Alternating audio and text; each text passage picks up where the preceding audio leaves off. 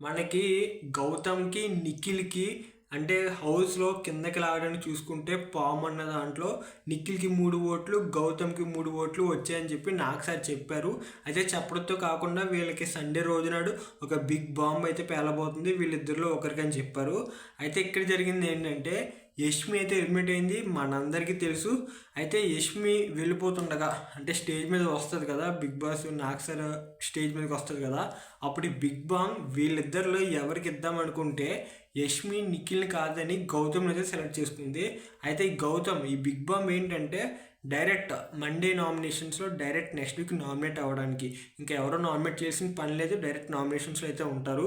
అయితే ఇక్కడ నిఖిల్కి తను చెప్పింది నన్ను డౌన్ చేయడానికి నా గేమ్ తగ్గించడానికి తిన ఎక్కువ ఇన్ఫ్లుయెన్స్ చేశాడు, అంటే తిన వల్ల నా గేమ్ డౌన్ అయింది. ఇన్ఫ్యాక్ట్ తన ఇంట్లో నుంచి బయటికి వెళ్ళిపోవడానికి కారణం కూడా నిఖిలే.